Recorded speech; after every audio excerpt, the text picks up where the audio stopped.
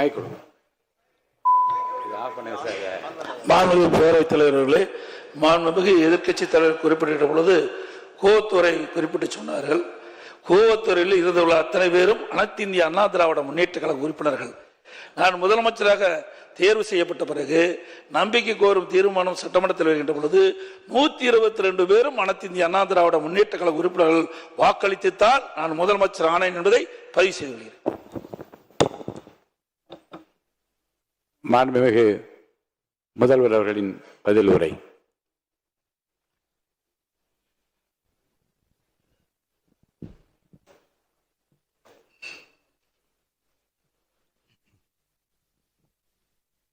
மாண்புமிகு பேரவைத் தலைவர் அவர்களே,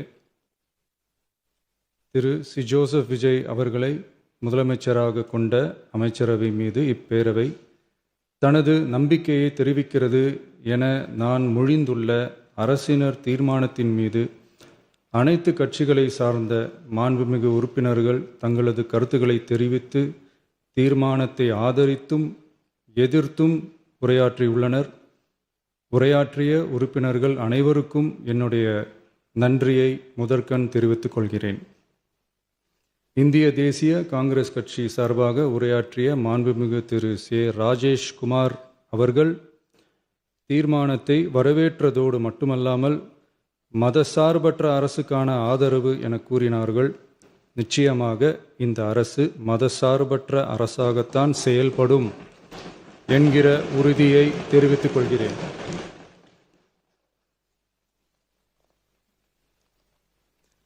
அடுத்து உரையாற்றிய இந்திய கம்யூனிஸ்ட் கட்சி மார்க்சிஸ்ட் கட்சி சார்பாக உரையாற்றிய திரு ஆர். செல்லசுவாமி அவர்கள் இந்த தீர்மானத்தை வரவேற்று முழுமையான ஆதரவு தெரிவித்துள்ளார்கள்.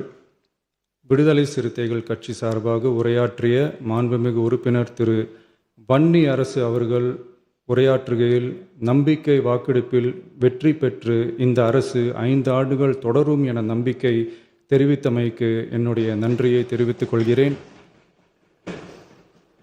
ஆதரிப்பவர்களுக்கு மட்டுமான அரசல்ல, எதிர்ப்பவர்களுக்கான அரசும் இது என சுட்டிக்காட்டியமைக்கு எனது நன்றியை தெரிவித்துக் கொள்கிறேன். முந்தைய அரசுகளால் கொண்டு வரப்பட்ட முக்கிய மக்கள் நலத்திட்டங்கள் தொடரும் என்ற உறுதியை தெரிவித்துக் கொள்கிறேன். இந்திய யூனியன் முஸ்லீம் லீக் கட்சியின் சார்பாக உரையாற்றிய மாண்புமிகு திரு ஆமு ஷாஜகான் அவர்கள் தீர்மானத்தை வரவேற்று வரலாற்று சாதனை இந்த அரசு படைக்கும் என வாழ்த்தியுள்ளார்கள். மாண்புமிகு உறுப்பினர் திரு எஸ். காமராஜ் அவர்கள் தீர்மானத்தை வரவேற்று உரையாற்றியுள்ளார்கள். இந்திய கம்யூனிஸ்ட் கட்சி சார்பாக உரையாற்றிய மாண்புமிகு திரு ராமச்சந்திரன் அவர்கள் தீர்மானத்தை வரவேற்று பேசியுள்ளார்கள். தேசிய முற்போக்கு திராவிட கழகத்தின் சார்பாக உரையாற்றிய மாண்புமிகு உறுப்பினர் திருமதி பிரேமலதா விஜயகாந்த் அவர்கள் உரையாற்றுகையில் எதிர்கட்சிகளை எதிரி கட்சிகளாக நினைக்காமல் எங்கள் அரசு செயல்படுவது குறித்து குறிப்பிட்டு வாழ்த்து தெரிவித்தமைக்கு என்னுடைய நன்றி. மேலும் ஓரிரண்டு கருத்துக்களை தெரிவித்து தெளிவுபடுத்த வேண்டுமென்று கேட்டுக்கொண்டார்கள். I will rethink about it. தமிழ்நாட்டை ஆண்ட பல்வேறு கட்சிகளை சார்ந்த அரசுகள் இந்த நாட்டு மக்களின் நலனை முன்னிலைப்படுத்தி தீட்டிய திட்டங்கள் சமூக நீதிக்கு முன்னுதாரணமாக திகழ்ந்து நிறைவேற்றப்பட்ட சட்டங்கள் எங்கள் கட்சியின் கொள்கை தலைவர்களின் எண்ணங்கள் என இவற்றை மனதிலே கொண்டு எங்களுடைய ஆட்சி நடைபெறும் என்கிற உறுதியை மட்டும் தெரிவித்துக் கொள்கிறேன். பாரதிய ஜனதா கட்சி சார்பாக பேசிய திரு எம். போஜராஜன் அவர்கள் நடுநிலை வகிப்பதாக தெரிவித்து உரையாற்றியுள்ளார்கள். பாட்டாளி மக்கள் கட்சியின் சார்பாக அடுத்து உரையாற்றிய மாண்புமிகு முனைவர் திருமதி சௌமியா அன்புமணி அவர்கள் உரையாற்றுகையில் விவசாயிகள், இளைஞர்கள், மகளிர் நலன், மது ஒழிப்பு குறித்து செயல்படுத்தப்பட வேண்டிய திட்டங்கள் குறித்து குறிப்பிட்ட தீர்மானத்திலிருந்து விலகி நிற்பதாக தெரிவித்துள்ளார்கள். மகளிர் பாதுகாப்பிலிருந்து தவிர எந்த அரசு இம்மியளவும் இடம் தராது. அடுத்து உரையாற்றிய மாண்புமிகு திரு மு. தமிழன் அன்சாரி, மாண்புமிகு திரு கே. நித்யானந்தன், மாண்புமிகு முனைவர் எம். எச்.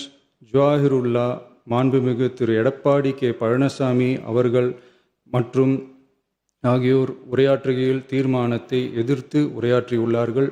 எதிர்க்கட்சி தலைவர் வெளிநடப்பு செய்துவிட்டார்கள். மாண்புமிகு திரு SP வேலுமணி அவர்கள் தீர்மானத்தை ஆதரித்து உரையாற்றியுள்ளார்கள். குதிரை பேரத்தில் எமது அரசு ஈடுபடுகிறது என்று கருத்தை தெரிவித்த மாண்புமிகு உறுப்பினர் அவர்களுக்கு நான் ஒன்றை மட்டும் சொல்லிக்கொள்கிறேன். இந்த அரசு குதிரை வேகத்தில் செயல்படுகிற அரசே தவிர குதிரை பேரத்தில் ஈடுபடுகிற அரசு இல்லை என்பதை ஆணித்தரமாக தெரிவித்துக் கொள்கிறேன். நம் தமிழ்நாட்டின் முன்னேற்றத்திற்கு உழைத்த தலைவர்கள் வழிகாட்டிய கொள்கைகளிலிருந்து இம்மி அளவு விலகாமல் நிச்சயமாக இந்த ஆட்சி நடைபெறும். எனவே நான் மொழிந்துள்ள இத்தீர்மானத்தை மாண்புமிகு உறுப்பினர்கள் அனைவரும் ஏகமனதாக நிறைவேற்றித் தர வேண்டும் என்று கேட்டுக்கொண்டு அமர்கிறேன்.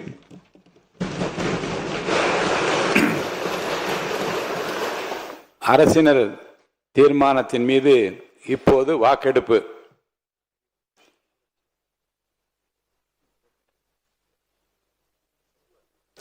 தமிழ்நாடு சட்டமன்ற பேரவை விதி 99 கீழ் ஒரு தீர்மானத்தை நிறைவேற்ற வாக்கெடுப்பிற்கான 2 நடைமுறைகளில் ஏதேனும் ஒரு முறையில் வாக்கெடுப்பு, அதாவது குரல் வாக்கெடுப்பு அல்லது எண்ணி கணிக்கும் வாக்கெடுப்பு முறையில் வாக்கெடுப்பு நடத்தப்பட வேண்டும் என விதிகளில் உள்ளது. விதி 99 உள்விதி 1 கீழ் இத்தீர்மானத்தை நிறைவேற்ற குரல் வாக்கெடுத்து நடத்தப்படலாம்.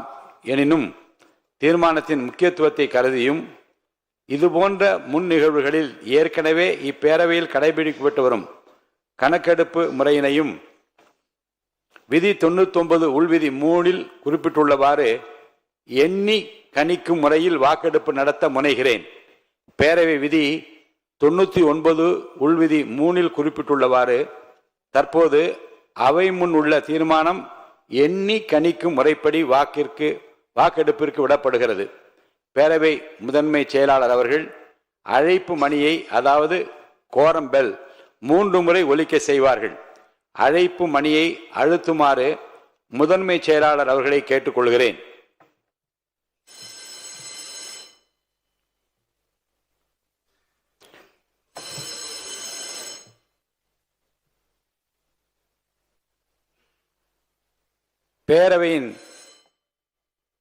பேரவையின் நுழைவாயில்கள் அனைத்தையும் மூடும்படி அவை காவலர்களுக்கு உத்தரவிடுகிறேன்.